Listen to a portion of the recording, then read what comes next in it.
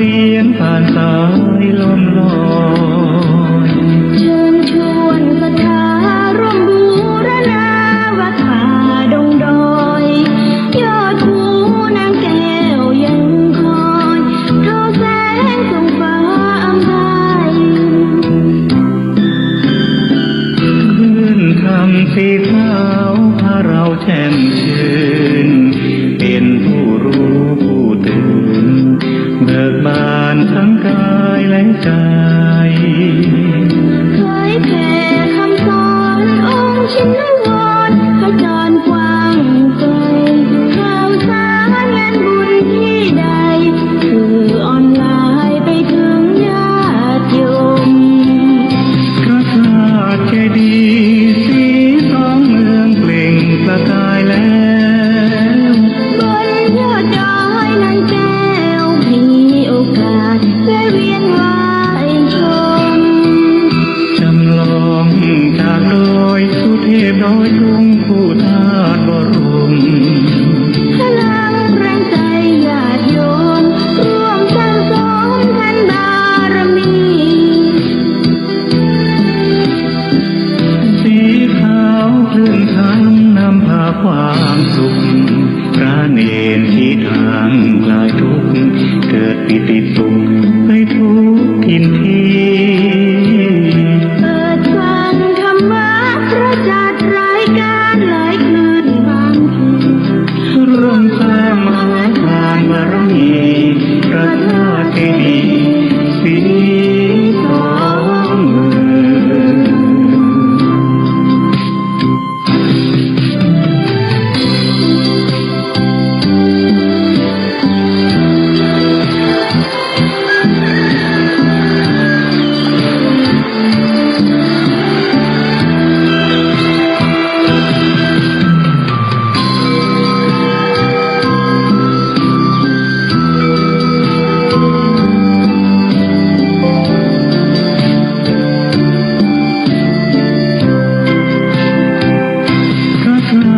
เจดีย์สีทองเมืองเปล่งประกายแล้วบนยอดดอยนางแก้วมีโอกาสได้เวียนไหวชมจำลองจากดอยสุเทพดอยทุ่งผู้ธาตุบรมพลังแรงใจญาติโยมร่วมสร้างสมแผ่นบารมีสีขาวคลื่นคำนำพาความสุขพระเนรที่ทางคลายทุกข์เกิดปิติสุขไปทุกทินทีเปิดฟังธรรมะพระจัดรายการหลายคืนบางคืนร่วมสร้างมหาทานบารมีพระธาตุเจดีย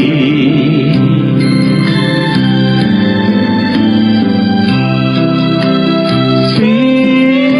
ทองเมื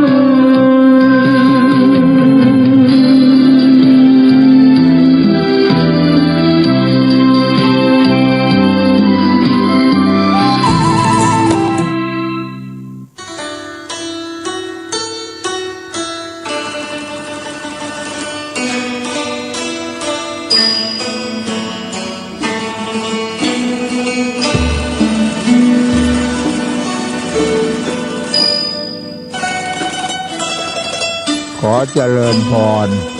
ศรัทธาสาธุชนญาติโยมทั้งหลายพรุ่งนี้เป็นวันพระอาตมาขอเชิญชวนท่านทั้งหลายนุ่งขาวห่มขาวเข้าวัดฟังธรรมทำบุญใส่บาตรเพื่อให้เกิดเป็นประโยชน์แห่งตนและเพื่อให้เกิดเป็นสันติสุขแห่งประเทศชาติเรามาแต่ตัวไปแต่ตัวอย่าลืมหาความดีใส่ตัวไปด้วยความดีใส่ตัวอย่างน้อยคือศีลห้าตั้งใจรักษาให้มั่นสักข้อใดข้อหนึ่งก็ยังดีกว่าไม่มีเสียเลยขอให้ทุกท่านจงได้รับสิ่งที่พึงปรารถนามีอายุยืนมีทรัพย์สมบัติมากมีปัญญาเฉียบแหลม ทุกประการเทอญ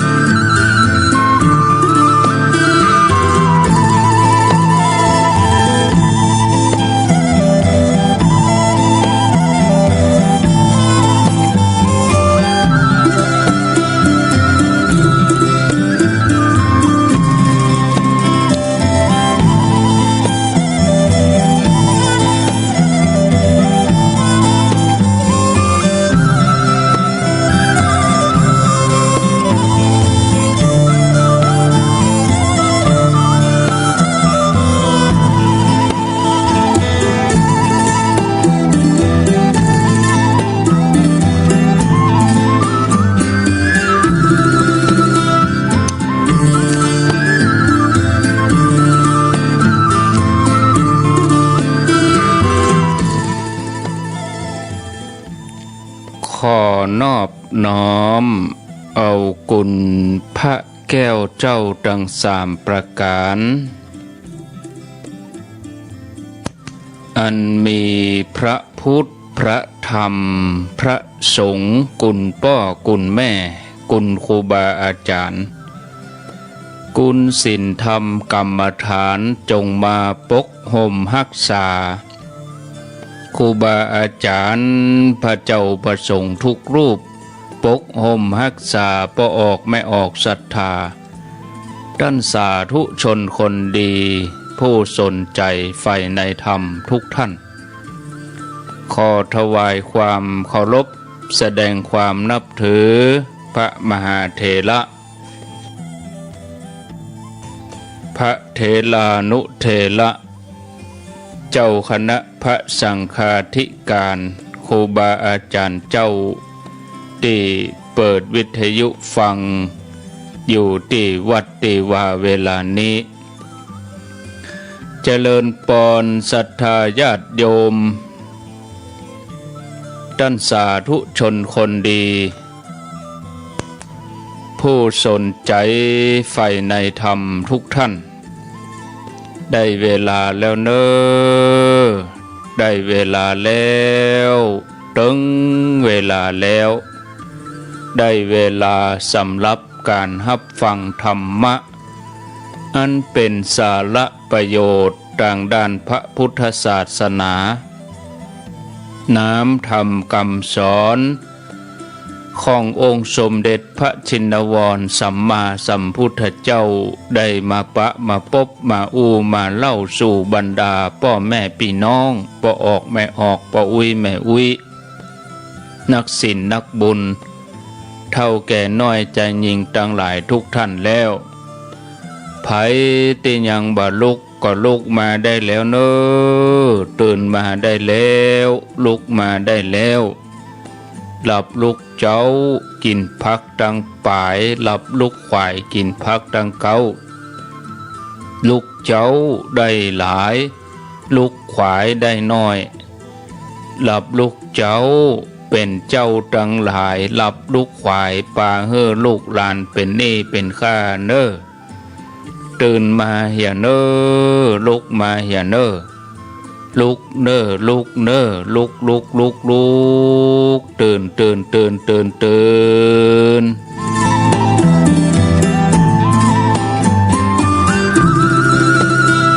ตื่นได้แล้วลุกได้แล้วญาติโยมท่านทั้งหลายอรุณสวัสดิ์ธรรมะสวัสดีสวัสดียามเจ้ายินดีต้อนรับเข้าสู่รุ่งอรุณวันใหม่ประกันเจ้านี้เป็นเจ้าของวันอาทิตย์ที่16เดือนมกราคมพุทธศักราช2565วันนี้เป็นวันเดือน4เหนือขึ้น14ค่ำพร่ำว่าเป็นวันครู16มกราคม ตรงกับวันอาทิตย์พอดี5:16 นาที5:16 นาทีขอต้อนรับทุกท่านเข้าสู่รายการเสียงธรรมแสงอรุณรายการเสียงธรรมแสงอรุณดำเนินรายการโดยอาตมภาพพระครูอภิวัฒนวิกรม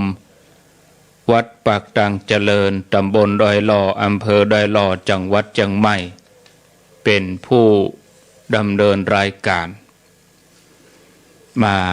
มาพบกับญาติโยมท่านสาธุชนคนดีทั้งหลายเป็นประจำวันนี้ก็เป็นกรณีพิเศษหน่อยวันนี้ได้ขอเวลากับท่านพระครูวรธรรมนาถ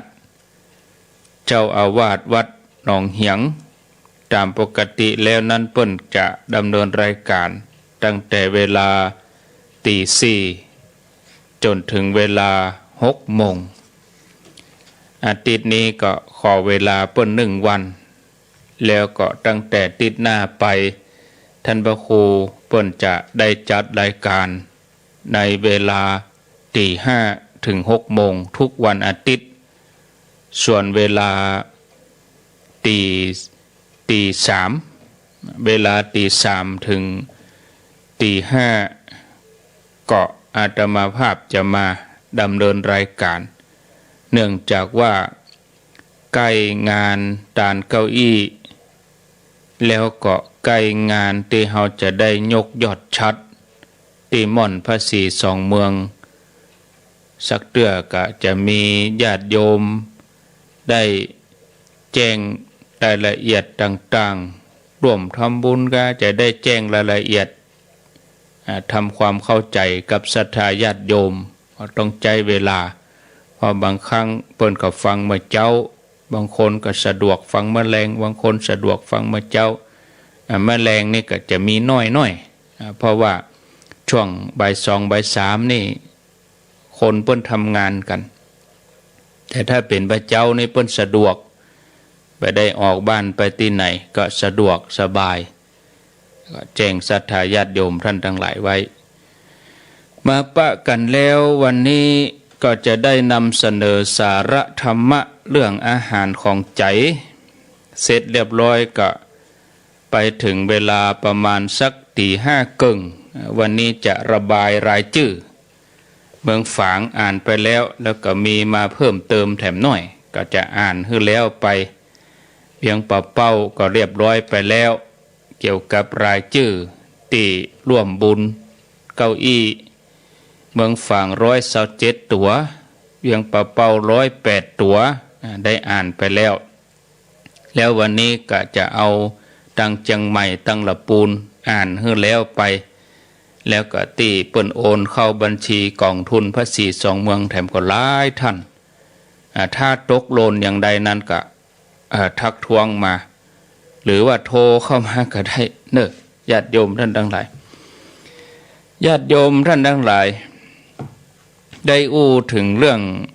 ลักษณะของใจอู้ไปเรียบร้อยแล้วหน้าที่ของใจก็อู้ไปศรัทธาญาติโยมวันนี้จะอู้ถึงเรื่องอาหารของใจเรื่องราวต่างๆที่เราได้หูที่เราได้ศึกษามาเกี่ยวกับสิ่งมีชีวิตมีอยู่หลายเรื่องด้วยกันอย่างเรื่องรูปลักษณะเรื่องที่อยู่เรื่องการงานเรื่องอื่นๆแต่ในบรรดาเรื่องเหล่านี้มันมีเรื่องที่ยิ่งใหญ่อยู่เรื่องหนึ่งที่เราลืมกันบ่ได้คือเรื่องของอาหารเพราะว่าทุกชีวิตที่จะมีชีวิตอยู่ได้ก็ต้องมีอาหารถ้าจะเปรียบเทียบชีวิตเหมือนเปลวไฟตะเกียงอาหารก็เหมือนน้ำมันเหมือนเชื้อเพลิงที่อยู่ในตะเกียงแล้วก็ซึมเข้าไปไส้ตะเกียงก็ดูดซึมขึ้นไปหล่อเลี้ยงเปลวไฟที่อยู่บนปลายตะเกียง น้ำมันมีเปลวไฟก็ศรัทธาญาติโยมน้ำมันหมดเปลวไฟก็ดับน้ำมันมีเปลวไฟอยู่น้ำมันหมดเปลวไฟดับชีวิตเฮาท่านทั้งหลายก็เหมือนเดียวกันอาหารมีชีวิตก็อยู่อาหารหมดชีวิตก็ดับอันนี้ก็หมายถึงชีวิตที่ดำเนินไปตามปกติบ่มีเหตุฮึดรัดร้อนส่วนชีวิตที่ดับลงทั้งที่อาหารก็ยังเต็มต้องอันนั้นเป็นเพราะเหตุพิเศษอันนี้บ่ต้องอูถึงไฟตะเกียงที่ว่ามานี้เหมือนกันน้ำมันยังเต็มกระปุกแต่ว่าเปลวไฟก็ดับไปเพราะว่าโดนลมปัดหรือว่าคนเฮาไปดับมันสิ่งที่มีการเติบโตทุกอย่างทุกชนิดสิ่งมีชีวิตทุกอย่างเนี่ยต้นไม้ก็ต้องการอาหารมีปุ๋ยมีน้ำคนเฮาก็เหมือนเดียวกันสัตว์สิ่งก็เหมือนเดียวกันต้องมีอาหารหล่อเลี้ยงต้นไม้พืชพักเครือเขาเถาวัลย์สิ่งอื่นๆก็กินอาหารมีน้ำมีปุ๋ยมีอากาศ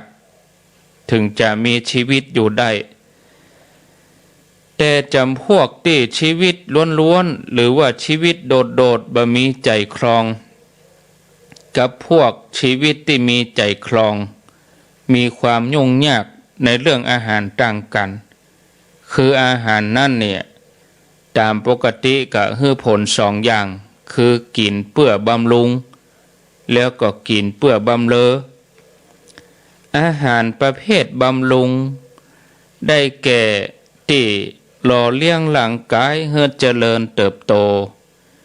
มีชีวิตอยู่ได้แต่ต้นไม้กินน้ำกินปุ๋ยอากาศสัตว์สิ่งงัวควายกินหญ้ากินน้ำเป็ดไก่ก็กินข้าวกินแกบกินรำคนก็กินอาหารกินข้าวกินน้ำอย่างนี้ฮ้องว่ากินเพื่อบำรุงทุกชีวิตขาดบ่ได้ซึ่งอาหารถ้าบ่กินตามเวลาควรกินร่างกายก็จะทรุดโทรมถ้าบ่กินเลยก็เสียชีวิตอาหารประเภทที่สองนั้นประเภทบำเรอชีวิตที่มีใจครองต้องอันที่ต้องการอาหารประเภทนี้นอกจากจะ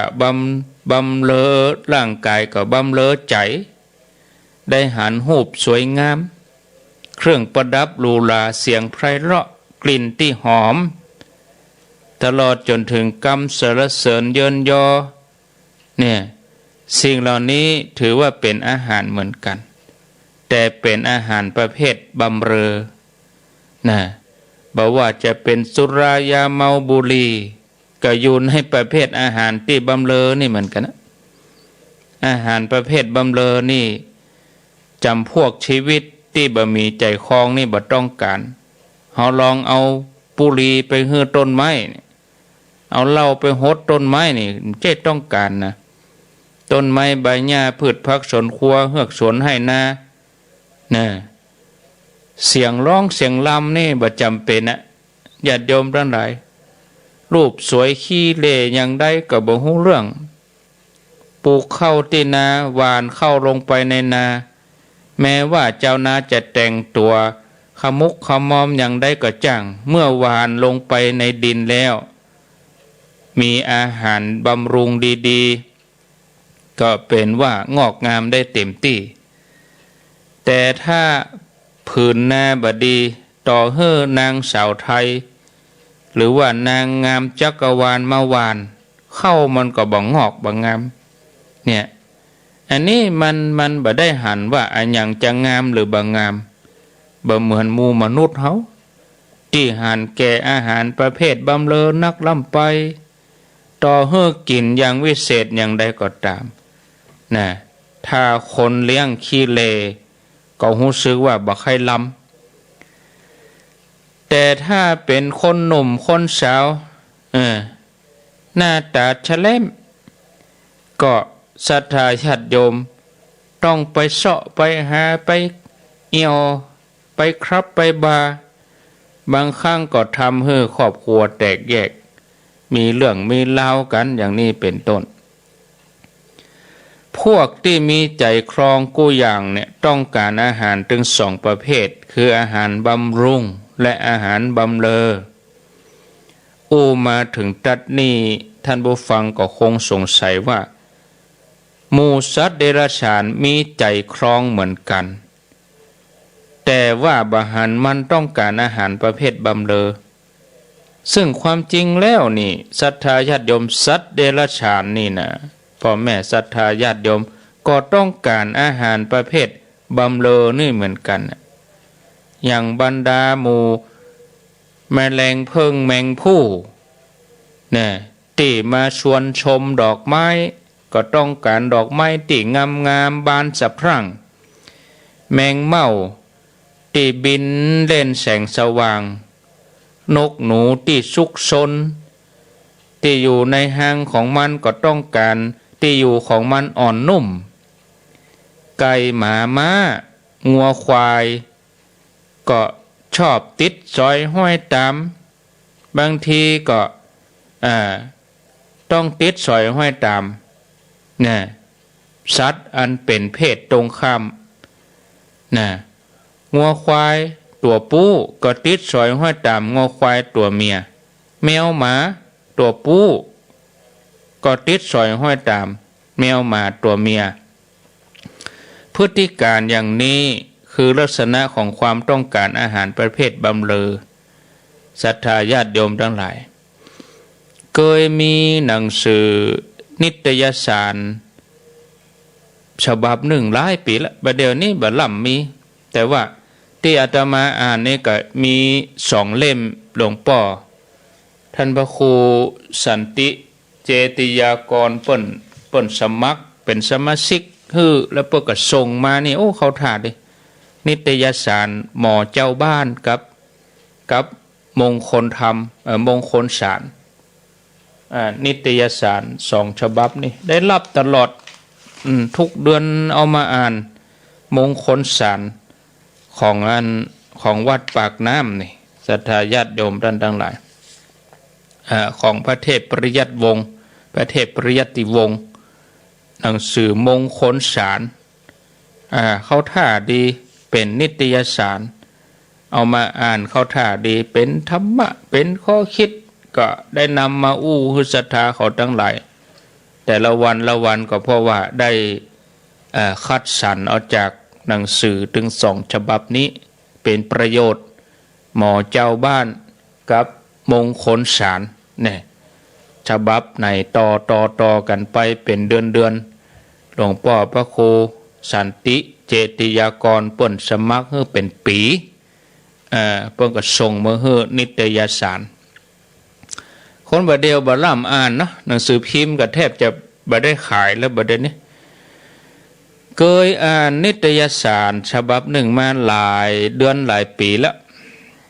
จำมาได้ว่าอันเป็นคนเขียนนั่นชื่ออย่างนะศรัทธาญาติโยมเพราะว่าบักเกิดว่าจะได้เอามาธรรมะที่มันสอดคล้องกันแต่ก็จำเรื่องนั้นได้พอที่จะเอามาเรียบเรียงมาประกอบได้เพราะมันเข้าในธรรมะนะศรัทธาญาติโยมในเรื่องนั้นนี่นิตยสารฉบับนั้นนี่เปิ้นถึงเรื่องการปราบยุงศรัทธาญาติโยมซึ่งมันยุ่งยาก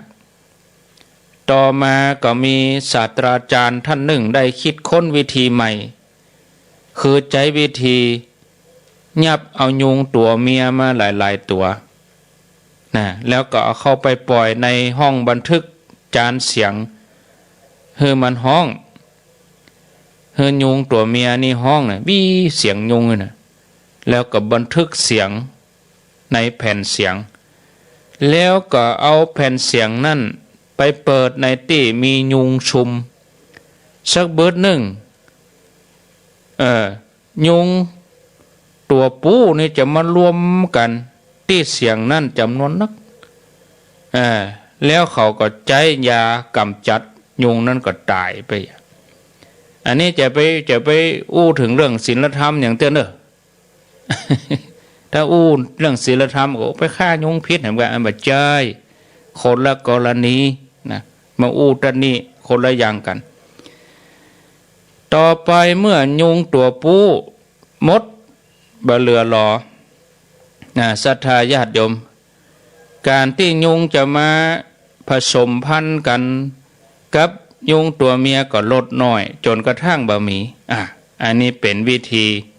ในที่สุดยุงก็หมดไปนะที่นำมาเล่านี่ก็เป็นเครื่องยืนยันว่าแม้กระทั่งสัตว์เดรัจฉาน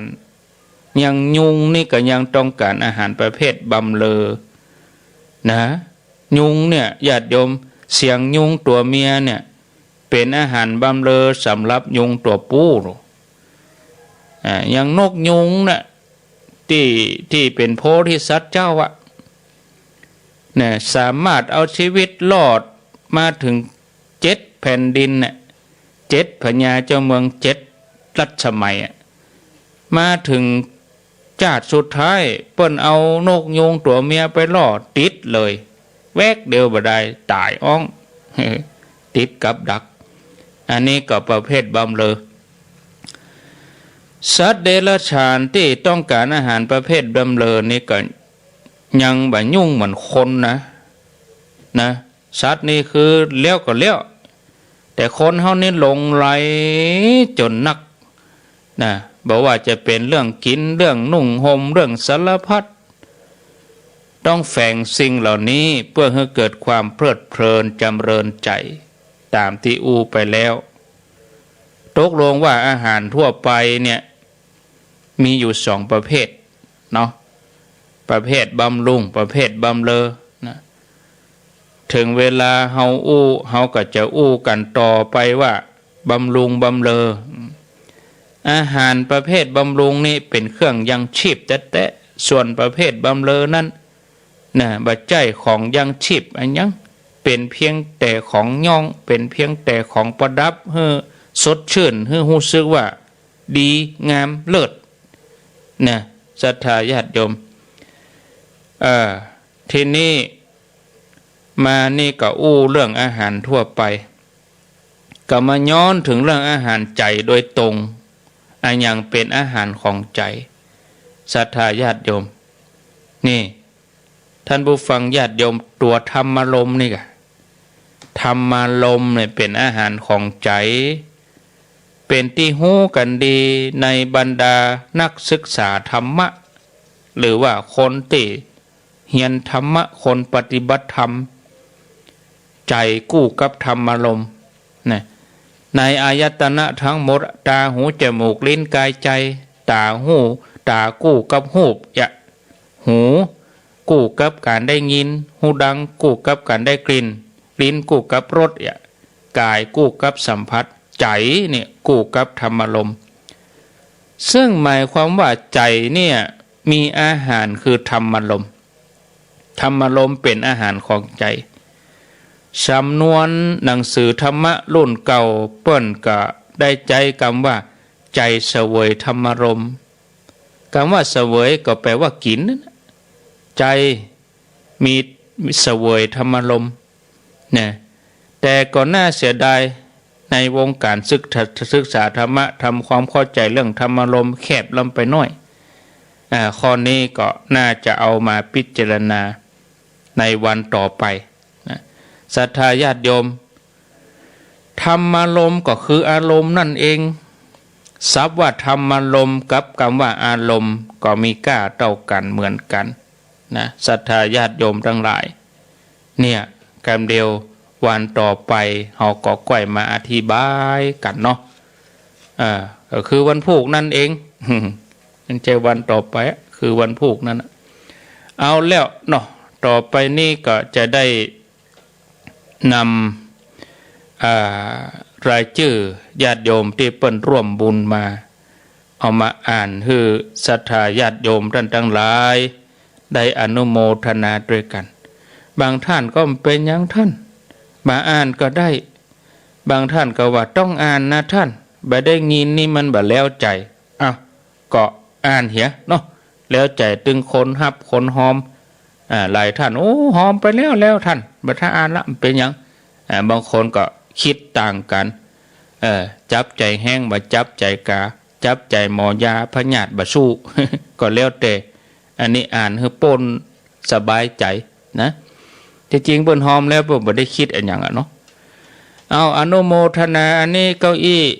ที่แจ้งกับแม่จันเรือนใสบ้านตะการป้อทอนแม่ทองใบอันนี้บ่คุณหวาน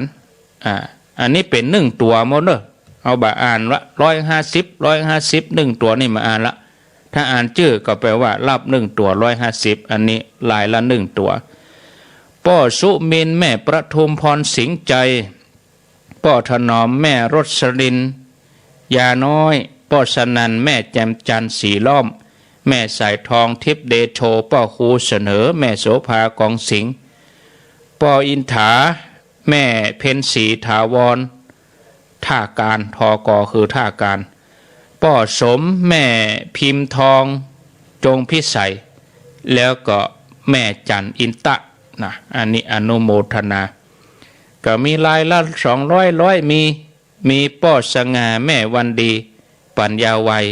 แม่นิตยาเลิศชัยอันนี้อยู่ในเมืองปุ้นแล้วก็แม่แจ๋วกำแก้วแล้วก็อยู่ในเมืองเหมือนกันอันนี้รายละ2ตัวนี่ก็คือ300 บาทแม่จันเพนคำโปธาตาข้ามแม่เอ้ยสุติวงศ์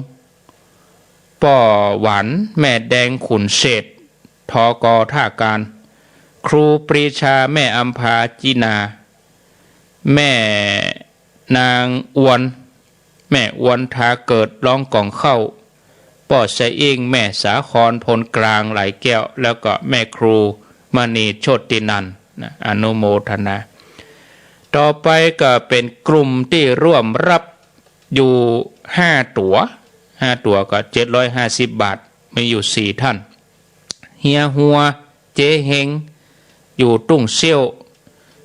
แล้วเฮียหัวก็ไปวันนั้นน่ะ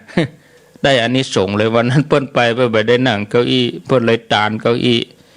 กลุ่มนี้นี่เป็นต้นเป็นเก้าความคิดเนาะนอกนั้นคนอื่นก็ตวยแม่เดินเพ็ญทิมวางน้ำบ่อหลวงหนอง5แม่จันเดินใสเวียงตาการแล้วก็แม่อมราวงแหวนอันนี้5 ตัว750ที่เป็นปันก็มี2 ท่านนางพัฒนันพิจิตรไพศาล 1,000 บาทป้อประดิษฐ์แม่อนงชัยลักษณ์บ้านตาการ900 บาทนะอนุโมทนาจบครบถ้วนกระบวนความนี่ต่อไปก็จะเป็นที่เปิ้นเขียนเป็นซองมาอาจจะบ่เสี่ยงนะเพราะว่าพอเวลาแล้วเอาเต้าเอาเวลาว่าเนาะป้ออินเอี่ยมแม่ทัชนีเมงทองสันนเมงนางสาววันวิไลเมงทองในบัญชานางสสิกาเด็กชายบัญชาจันทรางทอง6 ตัวนะแม่สมนาคำตุ้ยปากตังเจริญ100 บาทแล้วก็มีป้ออินเอี่ยมแม่ทัศนีเมงทองตานฮือกับป้อกุยแม่แก้วคำลาทิพย์ป้ออุยบุญแม่อุยปั่นเมงนายชุมพรนายประดิษฐ์เมงอยู่สันนาเมงปุณอันนี้แหม4 ตัวเนาะนายสมบูรณ์นางวัฒนาปันใจบ้านปากตังเจริญร่วมทำบุญโดยนางแก้วแล้วก็ตานเก้าอี้แถมนะนายสมบูรณ์นางวัฒนาปันใจอันนี้เป็นนั่นการน้ำกับไฟอันนี้เอาไว้นี่ก่อนการน้ำกับไฟอ่านไปอ่านก้อยอ่านวันผูกวันหืออันนี้เป็นเก้าอี้เนาะเก้าอี้นี้อาจจะอ่านได้สักเกิง1พอเวลาที่เปิ้นโอนมานี่จะอ่านวันผูกเนอะที่โอนตังบัญชีกองทุนภาษี2 เมืองนะเนอะกำมันนะเดี๋ยวก่อนกำมานี่ยวะตกปูนไปอย่าตกไป232เอาเก็บให้เปิ้นก็จะอ่านวันผูกเอากลุ่มที่โอนนะมีหลายอยู่โอนเข้าบัญชี พระศรีสองเมืองถ้าว่าอาตมาบ่ได้อ่านก็ส่งสลิปมาแถมใหม่ถ้าอ่านแล้วก็แล้วไปแม่แก้วสุรีมณีโตปากตังสามัคคี1 ตั๋ว150 บาทแล้วก็มีแถมหลายคนก็เนี่ยเปิ้นฝากมาเนี่ยก็มีนี่เนาะนางสาวปัญจาวลีมณีโตเด็กชายจีรทิพย์เด็กชายประพังกรมณีโตอันนี้เก้าอี้1 ตั๋วปากตังสามัคคีถึงปากตังสามัคคีกับกระเดียวจะลืมแวบไปให้หน่อยวันที่20เนอะวันที่20ก็เชิญชวนญาติโยมได้ไปร่วมสืบเจตาที่วัดม่อนฤาษีท่านพระครูสมเด็จธรรมเสวีเปิ้นปิกมาตะวาละเปิ้นมาถึงตะวาความจริงเปิ้นมาถึงเมืองไทยเฮาตั้งแต่วันที่8ที่9ละก็เข้าสู่การกักตัวไว้ที่สุวรรณภูมิที่กรุงเทพอยู่1 สัปดาห์มาวันที่8ก็ปิกมาวันที่15ก็พอดีเปิ้นมาก็จะอยู่วัดอยู่4 วันเนาะแล้ววันที่20ก็จะมีการสืบจตาที่วัดม่อนฤาษีพระสงฆ์เจริญพุทธมนต์20 รูปแล้วก็พระเถระแถมจำนวน5 รูปอธิษฐานจิตแล้วก็มีปัจจุบันนี้เพิ่นก็ปฏิบัติธรรมนะมีพระสงฆ์ปฏิบัติธรรมอยู่ร่วม20 รูปที่วัดม่อนฤาษีญาติโยมจะไปใส่บาตรไปถวายเพลก็เจริญพรได้เนาะหาโอกาสไปถวายเพลพระ20 รูปนะก็ขอเจริญพรเนอะในวันที่เนี้ย16 17 18เปิ้นจะสิ้นสุดปฏิบัติธรรมกับวันที่21เพราะว่าเปิ้นเป็นการเข้าปริวาสตั้งแต่วันที่12มาแล้วก็เปิ้นจะออกวันที่12นี่ได้กุลแม่21ได้กุลป่ออีนะก็วันที่20นั้นก็จะสืบจตาท่านพระครูสุเมธธรรมเสวีเปิ้นไปปฏิบัติศาสนกิจที่ต่างประเทศนะอาจารย์วิระวัดเก่าเจริญธรรมเปิ้นก็อยู่ที่เมืองไทยเปิ้นได้ไปเป็นเจ้าวาดที่วัดอโนกาอเมริกาแล้วก็ท่านอาจารย์วิระก็ขอคือท่านพระครูไปสอนกรรมฐานให้หมู่ฝรั่งไปเตรียมพื้นที่ก่อนเพราะว่าโยมเปิ้นถวายที่ดินไว้คือแล้วก็จะแปลงเป็นวัดไทยที่อโนกาอเมริกาก็ท่านพระครูสุเมธเปิ้นไปจำพรรษาไปสอนกรรมฐานเบื้องต้นแล้วก็พระที่อยู่ปุ้นก็มีแล้วก็อาจารย์วิระเปิ้นก็นำพระมาปฏิบัติธรรมที่วัดม่อนฤาษีเพื่อเป็นอาจริยบูชาเนาะอาจารย์วิระนี่เปิ้นเป็นลูกหม้อวัดม่อนฤาษีแล้วก็มีพระสงฆ์หลายๆรูปที่เป็นอาจารย์กรรมมาช่วยงานปริวาสเก่าก่อนเปิ้นก็มาปฏิบัติธรรมตั้งแต่วันที่12ก็วันที่11นั้นเปิ้นก็ปากันไปสวดมนต์เฮาที่เฮาสืบจตาดอนนางแก้วหรอหมู่เฮาตั้งหลายศรัทธาก็มีพระจากวัดมนฤาษีเปาะกับพระสงฆ์ครูบาอาจารย์เวียงหัวเป้าก็ร่วม30 กว่ารูปโดเฮาได้สวดสืบจตาเฮานี่มนต์หม้อเก้าตนนี่ยังลำบากแล้วนะอันนี้30 รูปก่อนนะพระสงฆ์เมื่อวันที่11ที่ผ่านมาแล้ววันที่20นี่ก็ขอเชิญชวนเนาะญาติโยมมาร่วมสืบจตาที่วัดม่อนฤาษีนะเอาละถึงแล้วก็ลวดไปได้จะลืมชื่อจะบะเสียงครับเหรียญนี้ก็มาอ่านเตื้อเนาะเหรียญนี้จะอ่านปนไปสรุปกันวันที่14 กุมภาศรัทธาจะจองก็จองไปเรื่อยๆเนอะบ่ได้เขียนใบจองก็บ่เป็นหยังเขียนชื่อมาเฮืออาตมาจะใส่สมุดไว้แล้วจะมาไปเบิกเอากรรมเดียวอย่างสมมติคนนั้นจอง5 เหรียญคนนั้นจอง10 เหรียญคะแนนโทรมาหาอาตมาตึงหูจักแล้วถ้าอาตมาไปเอามาแล้วบ่เอานี่จะเป็นได้เอาเนอะเพราะว่าโทรจองแล้วอาตมาสรุปว่าบัดเดี๋ยวนี้โทรมาจองมาแจ้งที่อาตมา100 เหรียญก็200 เหรียญอาตมาก็จะไปเบิกออกมา100 เหรียญ200 เหรียญแล้วก็ทยอยแจกไป นะส่วนท่านที่มีใบจองก็จะไปรับเองก็ได้วันที่19 มีนา แต่ถ้าว่าโอ้บ่ได้ไปท่านเอ้ยก็มารับที่ปัตตังเจริญนี่ก็ได้แล้วหลังจากนั้นไปก็เป็นกลุ่มที่อยู่ไกลก็จะส่งทางไปรษณีย์ซึ่งก็ขอให้ใจเย็นๆจะไปใจฮ้อนบางทีหันคนอื่นเปิ้นได้แล้วตัวยังบ่ได้ก็ตัวอยู่ไกลเปิ้นต้องแจกให้คนที่อยู่ใกล้ให้แล้วใกล้จะดีงามแล้วบ่ก็ก้อยบรรจุส่งไปรษณีย์ให้คนที่อยู่ไกลต่อไปหมู่เฮามันเชื่อกับใจฮ้อนนะญาติโยมทั้งหลายแม่ติ๊บทัดทาน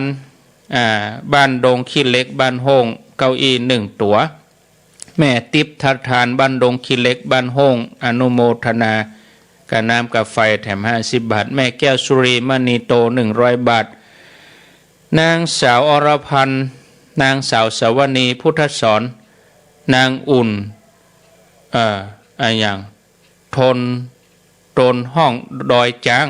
พร้อมครอบครัวบ้านเนี่ยได้เขียนเนาะแม่ยุพินใจเตี้ยบ้านดอยแดน150 บาทนี่ฝากกลุ่มรายปอดูลมาเนอะปาฏิคำได้รับหมดแล้วที่ฝากซองปอขุดุปออดุลปาฏิคำนะแม่แสงเทียนแสงรุ่งเรืองอนุโมทนาแม่แสงเทียนแสงรุ่งเรืองเก้าอี้2 ตัวร่วมทำบุญดอกเฟื่องฟ้าตัวยกยอดชัดตัวป่อบรรเลงแม่ศรีรัตน์พงตุ้ยดอยแดนบ้านโฮง150 บาท1 ตัวสุพจน์พงตุ้ยดอยแดน150แม่เพ็ญศรีแสงเนินชัยดอยแดนเหล่ายาวบ้านโฮง1 ตัว150 บาทแม่จันสมใจเตี้ยบ้านดอยแดนเหล่ายาว1 ตัว150 บาทร้อยตำรวจโทสมเด็จนางลัดดาวันคำไทยดอยแดนบ้านโฮง150 บาท1 ตัวนางทองใบจินวงศ์บ้านดอยแดน47 หมู่ 4เหล่ายาวบ้านโฮง1 ตัว150 บาทแม่คำนวณน้อยสปุงบ้านดอยแดน1 ตัว150 บาทแม่จำปีวงฟันท่งปูแดงเหล่ายาวบ้านโฮง200 บาทนายศรีวังนางสมศรีบังคมเนตรท่งปูแดง200 บาทป้อวิรัตแม่สายพินคำทิพย์บ้านต้องฝ่ายดอยแดน150 บาทแม่หลวงคำอนุวงศ์บ้านต้องฝ่ายดอยแดน150 บาทแม่หลวงเขียวศิริภาก็ขออภัยนะป้อเฉลิมแม่สุจิตราอนุวงศ์ต้องฝ่ายดอยแดน150 บาทแม่หลวงจินจินาวงศ์ต้องฝ่ายเหล่ายาว150 บาทนายสมบูรณ์นางวรรณภาพรหมสวรรค์ดอยแดนบ้านโฮงเหล่ายาว200 บาทป้อคำน้อยแม่วันดีอนุวงศ์เก้าอี้150 บาท1 ตัวคุณครูจันจิลาบุญสุโรงเรียนบ้านดอยแดน1 ตัว150 บาทแม่หลวงผายปารมีบ้านตรงฝ่ายบ้านโฮง1 ตัว150 บาทแม่ใส่คำธรรมหน่อยนายบุญรัตน์นางนิจจารีฤทธิ์เรือนคำบ้านตรงฝ่าย150 บาทป้อสุกแม่นินยรัตน์สุภาวงศ์1 ตัว150 บาทตรงฝ่ายป้ออดุลแม่ใส่คำปาฏิคำบ้านดอยแดน2 ตัว300 บาทแม่พูนศรีสุริยพรบ้านตุ้งปูแดง150 บาทนางสาวพิมพิไลวันปาฏิคำ150 บาทแม่วิสมนานางสิริพรกุออันนี้อยู่แม่แจ่มจังเครื่อง42 เมืองฝากประดมมาได้รับแล้ว900 บาทเก้าอี้นะแม่ดีป่วนปั่นบ้านป่าคาวังเหนือห้องเคาะแม่คำแปงปะทุมทาสันหินเก้าอี้2 ตัว300 บาทสันหินได้รอเขานี่นะเหลือ10 นาทีบัดเสี่ยงเนอะบัดเสี่ยงก็เอาไว้วันพุธเอาเนาะวันพุธก็มาอ่านแถมป้อบรรจงกันทวงบ้านน้ำดิบอันนี้เหรียญเอาไว้นี่เนาะเก้าอี้แถมตัวแล้วก็ร่วมบุญสถานี104เอาฝากไปแล้วเนาะแม่ชื่นใจไพรวันบ้านปางน้ำทุอนุโมทนาแม่ทองใบหงใสบ้านให้หลวงทุ่งรวงทองอนุโมทนาแม่จิตรานางสาวปฐมพรอินเพราเก้าอี้1 ตัว150 บาทนายณรงค์นางพัชราพร อย่าณชื่นบ้านให้หลวงทุ่งรวงทองแม่วาง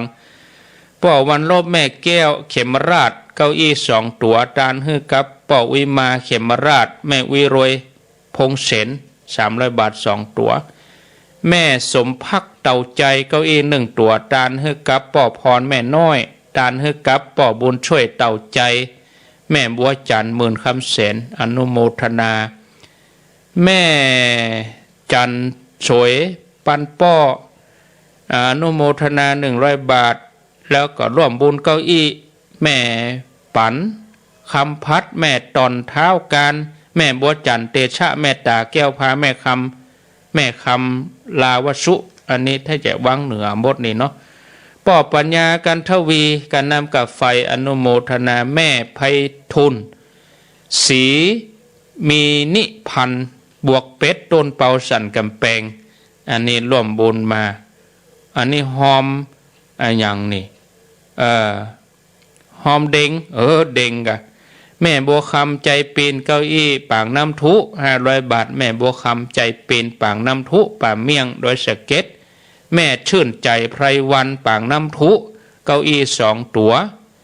ปางน้ำทุป่าเมียงโดยสเก็ตพุ่นนะ300 บาทแม่อุ้ยเฮงนาทีบ้านบนนาแม่แจ่มฝากคุบา40,000ฝากท่านอาจารย์จำนันมาได้รับหมดแล้วเนอะพี่น้องศรัทธาที่อยู่บนนาแม่แจ่มแม่กาบแก้วปัญญาธรรมอันนี้เก้าอี้1 ตัว150 บาทนัทนันมโนคำป่าเศร้ายมพรป่าเศร้าเก้าอี้1 ตัว150 บาทแล้วก็ทำบุญดอกเฟื่องฟ้าตัวขอเอาแดงขาวก็อนุโมทนา14ก็ไปปลูกเอาแม่กรกมลเขยกลางบ้านดอยน้อยพัฒนาหนองหานร่วมทำบุญอันนี้เป็นเด้ง1 แก่น370 บาทอ่านตึงเก่าตึงใหม่ที่เปิ้นอ่านแล้วก็มีอันนี้ก็มาอ่านซ้ำแถมกำเนาะ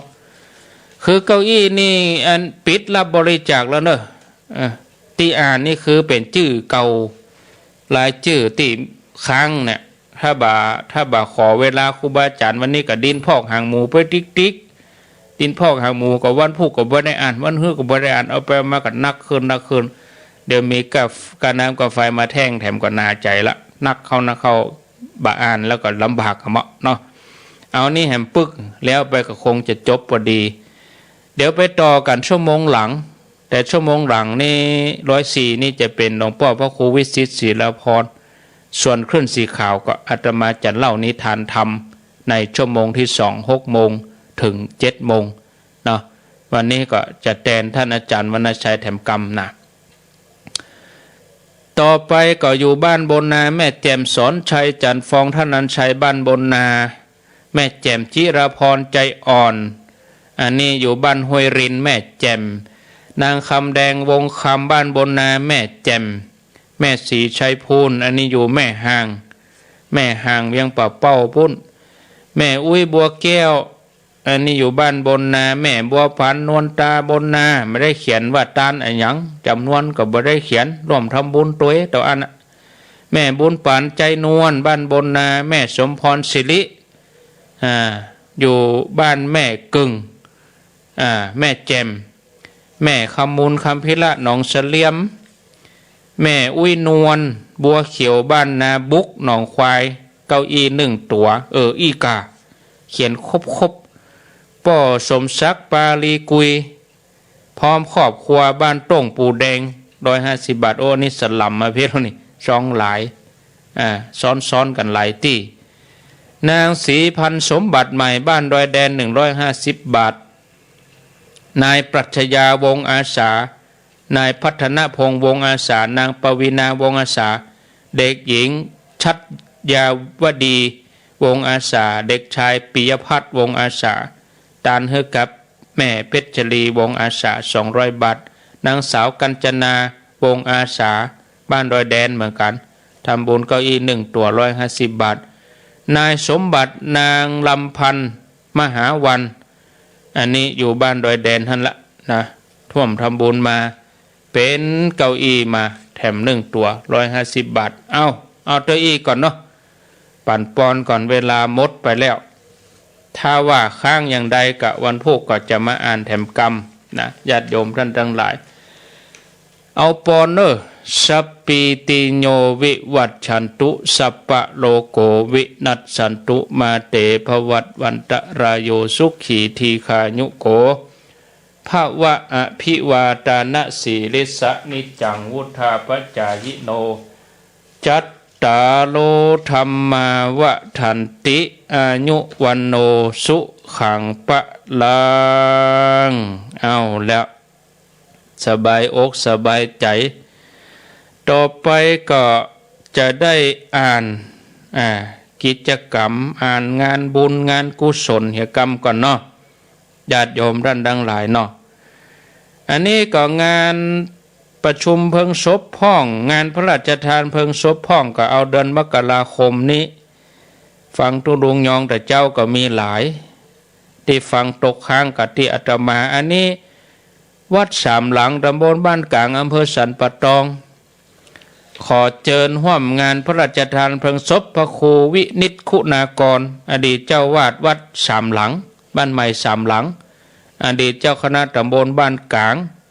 ตั้งแต่วันที่30 มกราคมเป็นต้นไปแล้วเปิ้นจะพระราชทานเพลิงศพในวันที่5 กุมภาพันธ์30นี้อาราธนาศพ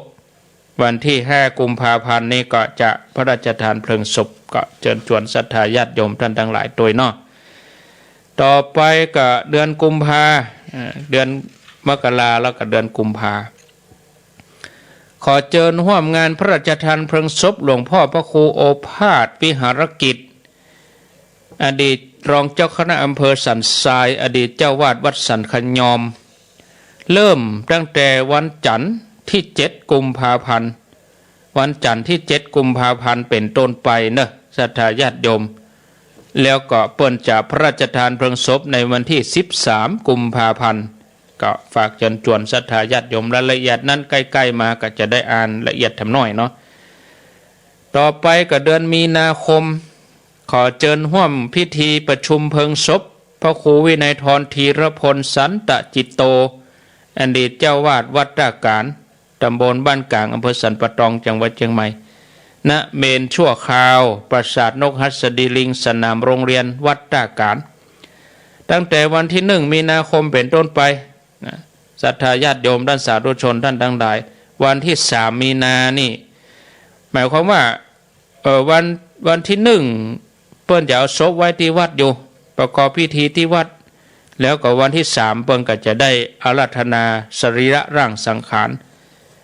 ไปสู่ปราสาทนกหัสดิลิงที่สนามวงเฮียนวัดตาการแล้วก็มีการประชุมเพลิงในวันที่6 มีนาคมขอเชิญชวนศรัทธาญาติโยมทุกท่านหมดเวลาหมดแล้วก็เดี๋ยวไปต่อกันในชั่วโมงที่2สำหรับวันนี้ชั่วโมงนี้เอาไว้เท่าอีกก่อนอายุวันโอสุขังพลัง